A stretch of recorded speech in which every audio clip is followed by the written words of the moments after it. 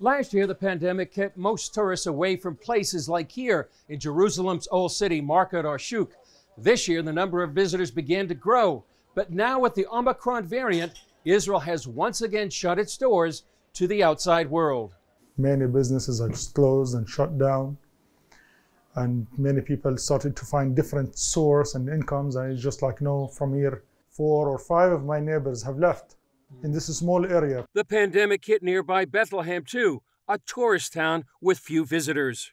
Because of the coronavirus, we don't see any more tourists in Bethlehem, but we hope that next year will be better and we will see again the American people here in Bethlehem. Zach Mishriki owns a third-generation gift shop in the Old City of Jerusalem. He says Christians in the Holy Land need support. It's very important because we understand that Christ is the only solution for Jerusalem. And we need to have Christians in Jerusalem to live here in Jerusalem so that we can interact with both sides and show them the hope and then talk about it. When the pandemic hit last year, Mishriki went online with ZachJerusalemGifts.com. Now able to see that online is the only hope, the only connection. To reach the whole world from Jerusalem is only online. From olive wood nativity sets to coins from the time of Jesus and oil lamps, Mishriki offers a wide range of Christmas gifts. He wants to provide gifts with meaning while supporting Christian brothers and sisters in the Holy Land. I do my best to make it all biblical, to make it all my gifts connected to the Bible, and to connect it to the tradition and connect it to Christians from the Middle East. That's where Artzabox comes in too, a Jewish company designed to bring the Holy Land to Christians in North America and founded when the pandemic shut down Israel. Founder Itai Schimmel showed us his Artza display in our Jerusalem studio. We thought, how can we try and create something that supports the small Israeli businesses and charities in Israel, and at the same time builds this connection and this bridge to people in America, particularly Christians in America, and how can they experience Israel, the land of the Bible, in a meaningful and a fun and an immersive way, and to really take you on a journey through the land. An Artzabox subscription provides gifts from the Holy Land 4 times a year, made locally by folks like Jamil Hosh.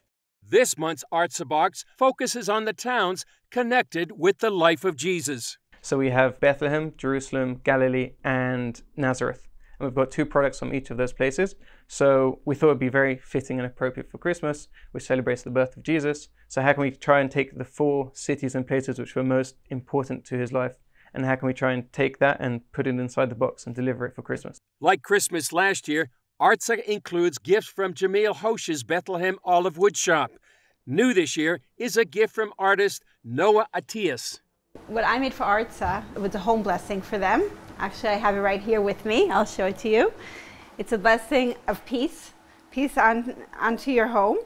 I think everyone today needs peace all over the world, and I basically that's my blessing to every home. Since its founding, Artza has worked with 42 businesses in the land and 8 charities.